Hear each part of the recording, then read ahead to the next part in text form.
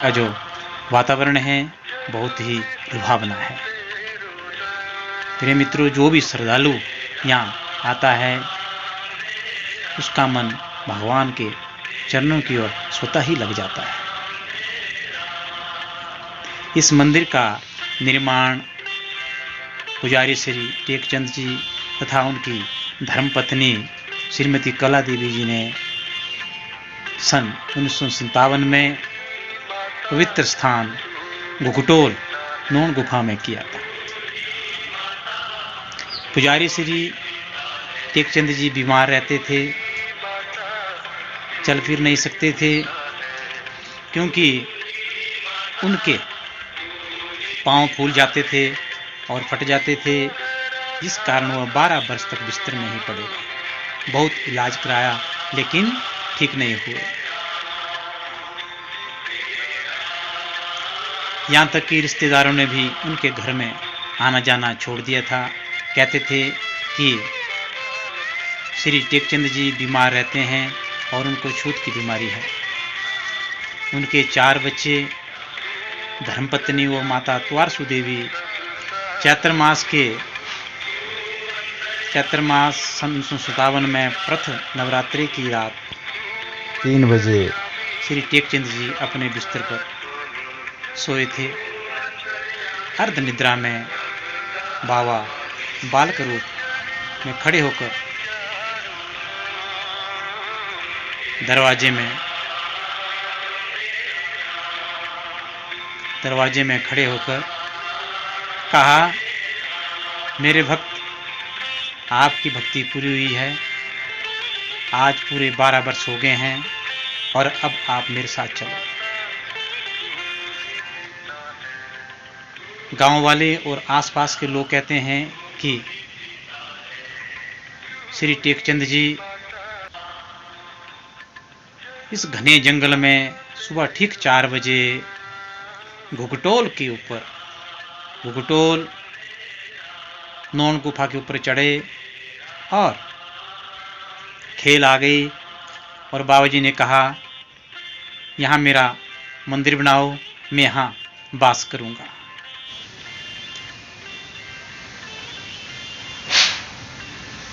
पुजारी श्री टेकचंद जी वहीं रहने लगे और भगवान की, बाबा बालकनाथ की सेवा करने लगे। एकदम चलने फिरने लग गए और बिल्कुल ठीक हो गए। बहुत दूर दूर से लोग आने लगे और उनको सुख और शांति का अनुभव होने लगा और चारों तरफ शांति का माहौल बन गया। जिन स्त्रियों की संतान नहीं होती थी वे भी मंदिर में आकर दिन भर काटने लगी और उन्हें बाबा जी की कृपा से संतान की प्राप्ति होने लगी। जात्रें जगराते होने लगे, धार्मिक कार्यक्रम होने लगे और बाबा की जय जयकार होने लगी। एक दिन अचानक श्री टेकचंद जी पुजारी, उनकी धर्मपत्नी को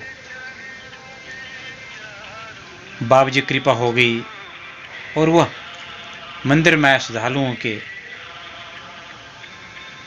प्रश्नों का सही सही जवाब देने लगी, जो कि बोल तक नहीं सकती थी ठीक ढंग से। बाबा जी कृपा से उनको ऐसी शक्ति मिली कि वह मंदिर में श्रद्धालुओं के दुख का निवारण करने लगी, जिससे चारों तरफ जय जयकार बाबा जी की होने लगी और सुख शांति का माहौल बन गया। प्रिय मित्रों, पुजारी श्री टेकचंद जी और उनकी धर्मपत्नी श्रीमती कला देवी ने काफ़ी सालों तक बाबा बालकनाथ की सेवा की तन मन धन से, और कुछ समय के बाद वे दोनों इस संसार को छोड़कर भगवान के चरणों में लीन हो गए। तब से आज तक इस मंदिर में उनके रहते या उनके बाद धार्मिक अनुष्ठान होते हैं, भागवत होते हैं, हवन यज्ञ होते हैं और नवरात्रों में भी कई प्रकार के धार्मिक कार्यक्रम यहाँ होते हैं और बड़ा सुख शांति का माहौल बना रहता है। उनके जाने के बाद उनके सुपुत्र और बहुएं इस मंदिर की देखरेख कर रही हैं और उन्होंने भी इस मंदिर के निर्माण में अपना तन मन धन से सहयोग किया है।